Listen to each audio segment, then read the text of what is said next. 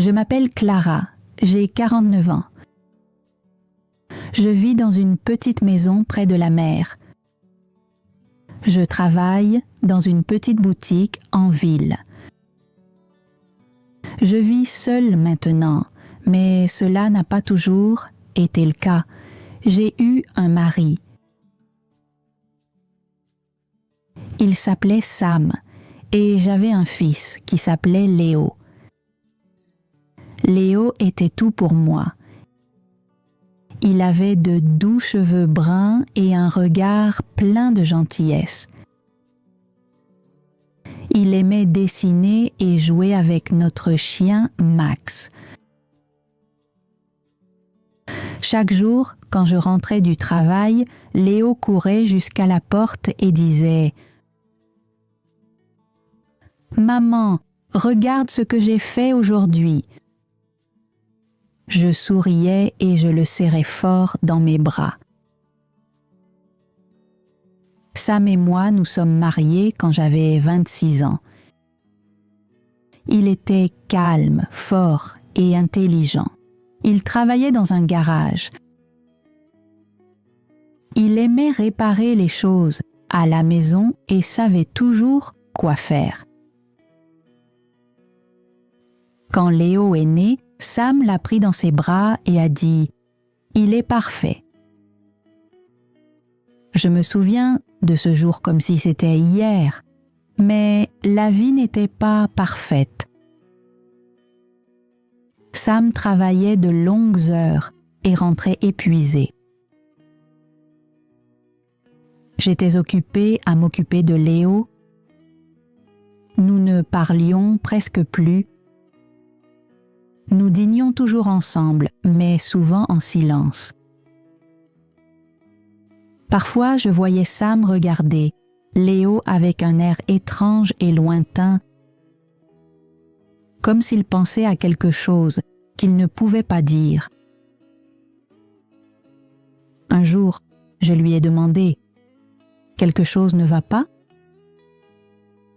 Il a répondu « Non, je suis juste fatigué. » Alors je n'ai plus insisté. Quand Léo a eu 10 ans, il a commencé à avoir des difficultés à l'école. Il n'arrivait pas à se concentrer. Il semblait triste. J'ai essayé de l'aider. J'ai parlé à son professeur et je lui ai préparé ses plats préférés. Sam disait que Léo devait être plus fort. Mais moi, je pensais qu'il avait surtout besoin de plus d'amour. Malgré tout cela, nous restions une famille. Nous dînions ensemble chaque soir. Le dimanche, nous allions au parc. Léo et Max couraient et jouaient pendant que Sam et moi étions assis sur un banc. Parfois, je prenais la main de Sam. Il ne la serrait pas, toujours en retour. Puis un jour terrible a tout changé. Il pleuvait. Léo est sorti avec ses amis en portant sa veste rouge. Je lui ai dit « Fais attention, la route est glissante ». Il a souri et m'a répondu « Ne t'inquiète pas, maman, tout ira bien ». C'est la dernière fois que je l'ai vu vivant.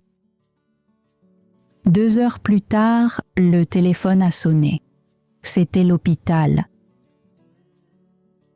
Ils ont dit qu'il y avait eu un accident.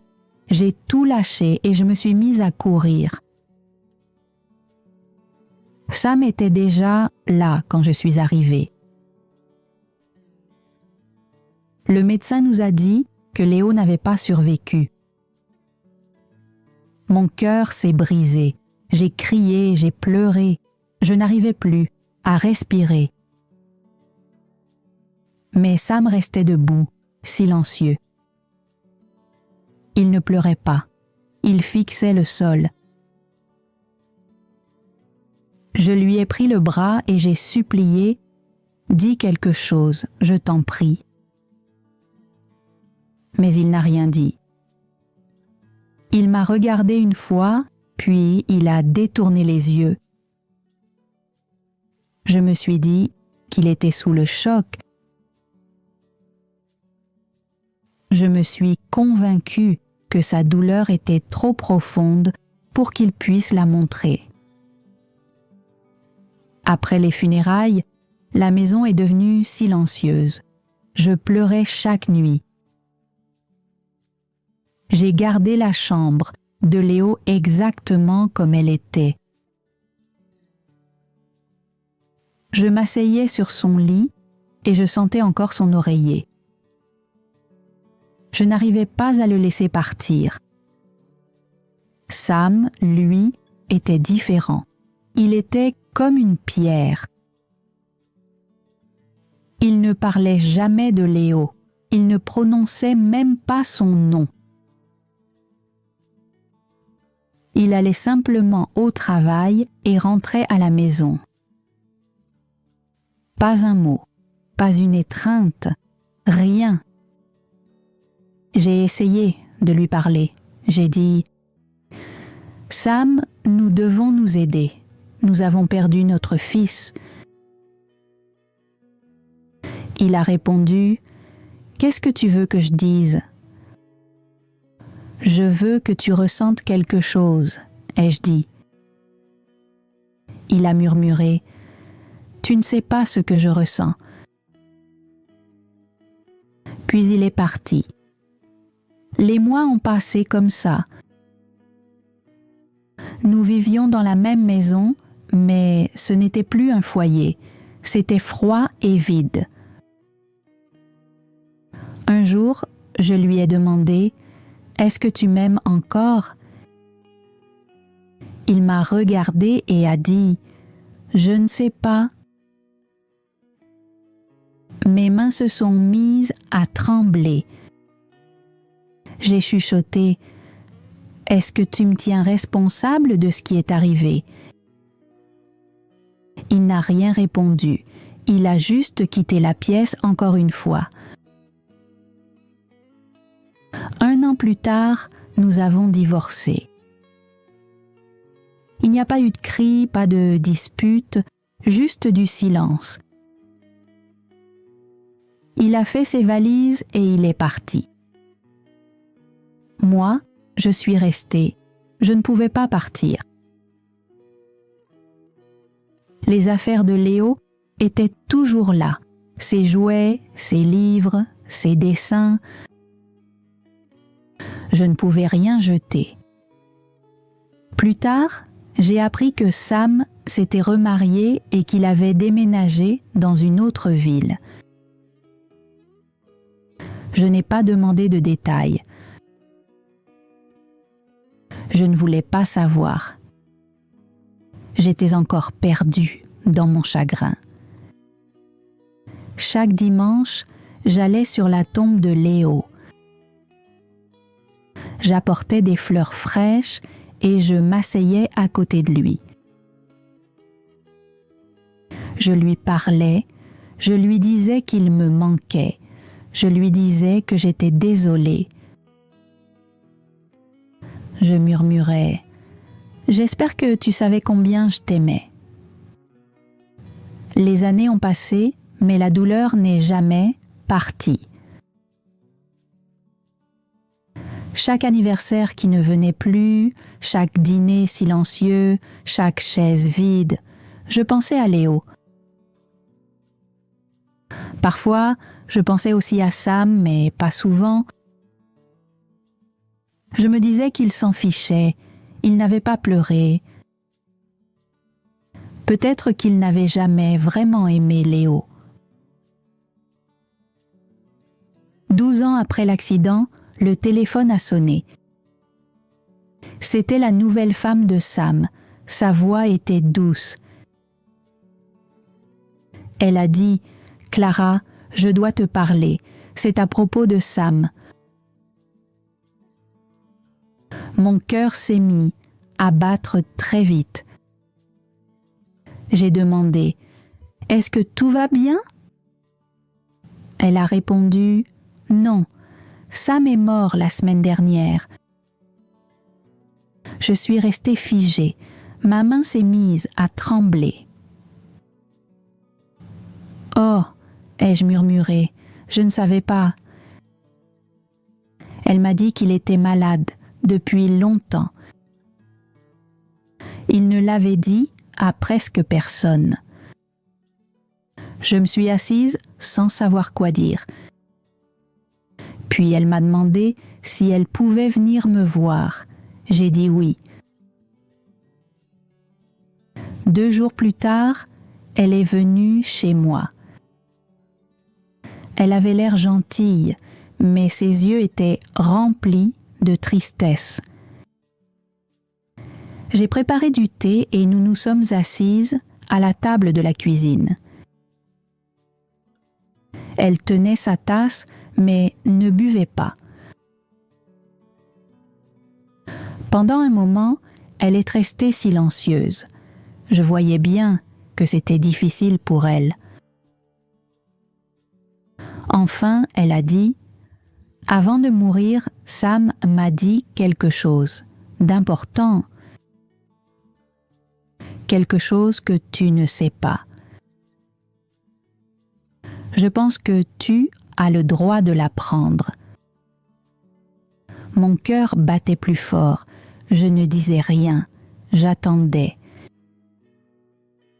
Elle a pris une grande inspiration et a dit « Sam a découvert que Léo n'était pas son fils biologique. Il l'a gardé secret, mais il savait. » Ces mots m'ont frappé comme un vent froid. Mes mains ont commencé à trembler.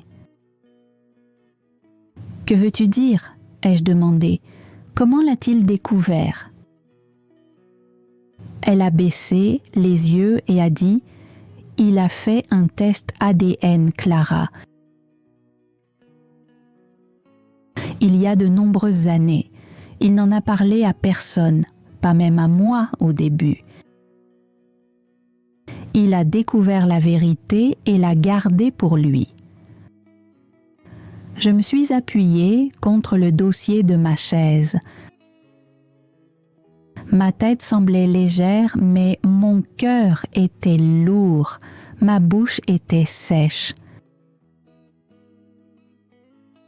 Donc, tout ce temps, il savait, ai-je murmuré. Elle a hoché la tête. Oui, il savait, et ça l'a changé. Je me suis levée et j'ai marché jusqu'à la fenêtre. La rue dehors était calme. Un jeune garçon passait à vélo, son sac d'école sur le dos. Je l'ai regardé et j'ai pensé à Léo. Je me suis souvenue de sa veste rouge, celle qu'il portait le jour de l'accident. J'entendais encore sa voix dans ma tête. « T'inquiète pas, maman, tout ira bien. » Je me suis tournée vers Maria. Il savait, mais il ne m'a rien dit. Pourquoi? Elle a baissé les yeux et a dit doucement. Il ne savait pas comment faire. Il était en colère. Il avait l'impression que toute sa vie avait été un mensonge. Il disait qu'il aimait toujours Léo, mais après avoir découvert la vérité, ça lui faisait mal de le regarder. Pourtant, il est resté. Il n'est pas parti, mais son cœur était brisé. Je me suis rassis et j'ai caché mon visage dans mes mains. Les larmes ont commencé à couler, d'abord lentement, puis plus fort. Je ne pouvais plus les arrêter. « C'est vrai », ai-je murmuré, « tout est vrai. » Maria n'avait pas l'air surprise. Je crois qu'elle savait déjà ce que j'allais dire. Je suis tombée enceinte quand j'étais encore à l'université, ai-je dit doucement. Il s'appelait Daniel. C'était mon premier amour. Mais il est parti avant que je puisse lui dire. J'étais effrayée et seule. Puis j'ai rencontré Sam. Il était gentil. Il me faisait me sentir en sécurité. Je lui ai dit que le bébé était de lui. Je voulais y croire. Je voulais une famille. Je pensais que l'amour rendrait tout vrai. Je croyais que ça n'avait plus d'importance. Maria est restée silencieuse un moment. Puis elle a demandé « As-tu déjà voulu lui dire la vérité ?» J'ai secoué la tête lentement. Non, j'avais peur qu'il parte. J'avais peur qu'il n'aime pas le bébé. Je me suis dit que je protégeais notre famille. Mais peut-être que je ne protégeais que moi-même. Maria a hoché la tête doucement. Je comprends, Sam. Il a eu du mal à vivre avec ça. Il aimait Léo, même après avoir su la vérité. Mais savoir ça lui faisait mal, très mal. Il n'en parlait jamais, mais je le voyais. C'était toujours dans son regard. Il portait cette douleur en silence. J'ai essuyé mes larmes, encore en pleurant. Voilà pourquoi il n'a pas pleuré aux funérailles, ai-je dit. Voilà pourquoi il s'est éloigné de moi. Je pensais qu'il s'en fichait. Je croyais qu'il était froid. Mais en réalité, il souffrait. Tout ce temps, je l'ai blâmé. Je disais qu'il n'avait pas de cœur. Mais c'est mon mensonge qui a tout brisé. Maria tendit la main et prit la mienne. Il n'a jamais cessé d'aimer Léo. Il était en colère contre toi, oui, mais pas contre Léo. Il ne l'a jamais dit à voix haute, mais dans son cœur, Léo a toujours été son fils. Ma voix tremblait. Est-ce qu'il m'a pardonné? Maria détourna le regard un instant, puis revint vers moi. Je crois qu'il le voulait. Au début, il était plein de colère. Mais durant la dernière année, il a changé. Il parlait plus souvent de Léo. Il disait qu'il lui manquait. Il disait qu'il aurait aimé être un meilleur père, qu'il aurait voulu laisser tomber la douleur plus tôt, mais il ne savait pas comment. Je me couvris le visage de mes mains, tout mon corps se sentait faible. Il est mort avec cette douleur, dis-je. Il est mort en pensant que je l'avais trahi. Maria secoua doucement la tête. Il est aussi mort en se souvenant de ton fils, en jouant avec lui, en riant avec lui. La douleur ne l'a jamais quitté, mais l'amour non plus. Je me renversai en arrière et regardai le plafond. Tant d'années avaient passé, et pourtant tout semblait à nouveau si proche. Mon mensonge avait tout déclenché. Ma peur de perdre, Sam était devenu la chose même qui nous avait détruits. Et maintenant, il n'était plus là. Je ne pourrais jamais lui dire la vérité moi-même. Je n'entendrai plus jamais sa voix. J'aimerais pouvoir revenir en arrière, dis-je doucement.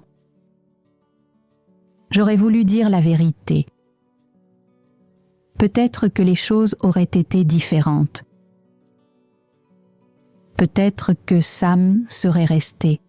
Peut-être qu'il aurait pu me pardonner. Maria me regarda avec douceur. Il ne t'a rien dit parce qu'il ne voulait pas détruire le souvenir de ton fils. Il ne voulait pas se battre. Il ne voulait pas que Léo pense un jour qu'il n'était pas aimé. C'est cela qu'il a gardé en lui. Je la regardais à travers mes larmes. Alors tout ce temps, il souffrait, mais il aimait encore Léo ? Oui, dit-elle. Il m'a dit un jour, « Il n'est peut-être pas de mon sang, mais il restera toujours mon fils. » Ces mots me frappèrent comme une vague. Je me remis à pleurer plus fort qu'avant. Le genre de pleurs qui viennent du plus profond de la poitrine. Je pleurais pour Sam, je pleurais pour Léo, je pleurais pour toutes ces années perdues et pour toute la vérité que nous n'avions jamais partagée. Après le départ de Maria, je restais longtemps assise à la table de la cuisine. Je ne bougeais pas. Mes pensées revinrent au jour de la naissance de Léo. Je me souvenais de la façon dont Sam l'avait regardé, plein de fierté et d'émerveillement. Ce moment-là avait été réel. Cet amour avait été réel. Peu importe ce qui était venu ensuite, rien ne pouvait l'effacer. Sam avait choisi de rester. Il avait élevé Léo comme son propre fils, même après avoir appris la vérité. Je marchais jusqu'à la chambre de Léo. Elle était encore remplie de ses affaires, ses livres, ses dessins, son petit robot en jouet sur l'étagère. Je m'assis sur son lit et pris l'un de ses dessins. Il nous montrait tous les quatre, moi, Sam, Léo et Max, souriant ensemble. « Je suis désolée, mon petit garçon, » murmurai-je. « Désolée pour le mensonge, désolée pour la douleur. J'espère que tu as toujours su à quel point tu étais aimé. » Je regardais de nouveau le dessin. Le sourire de Sam était grand. Je me souvenais comme je riais quand Léo le dessinait avec un grand nez. Un léger sourire traversa mes larmes, mais cette fois, mes larmes étaient différentes. Elles n'étaient pas seulement de douleur. Elles étaient aussi pleines d'amour, un amour brisé mais toujours réel. Après le départ de Maria, je restais longtemps assise dans la chambre de Léo. Le soleil de l'après-midi entrait par la fenêtre.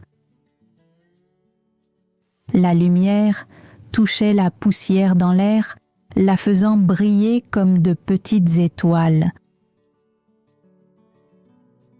Je restais immobile et pendant un instant, tout sembla silencieux.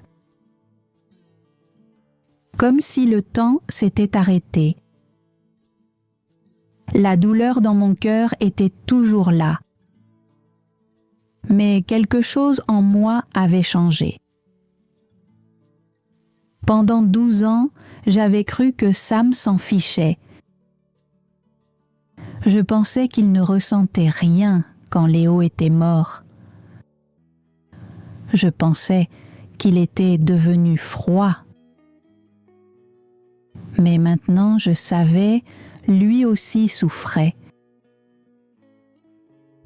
Il ne savait simplement pas comment le montrer. Son silence n'était pas du vide. C'était trop de sentiments enfermés à l'intérieur. Je me levai et ouvris le placard.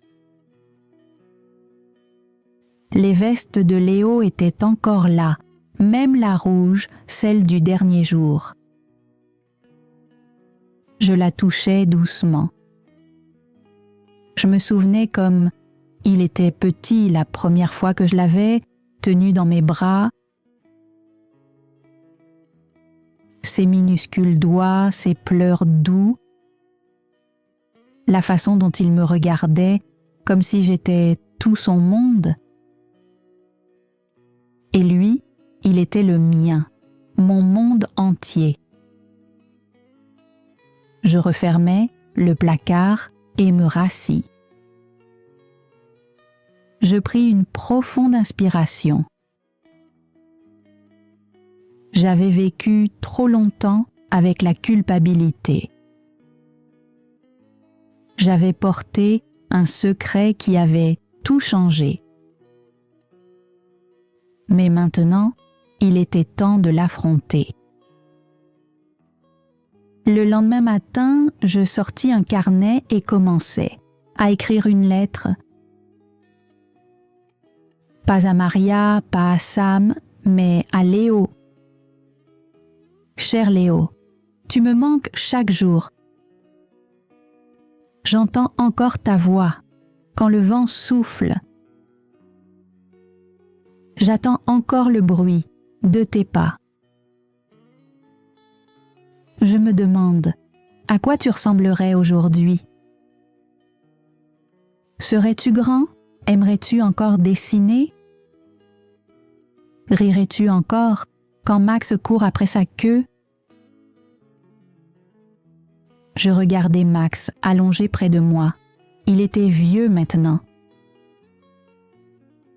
Il ne courait plus, mais ses yeux restaient aussi doux.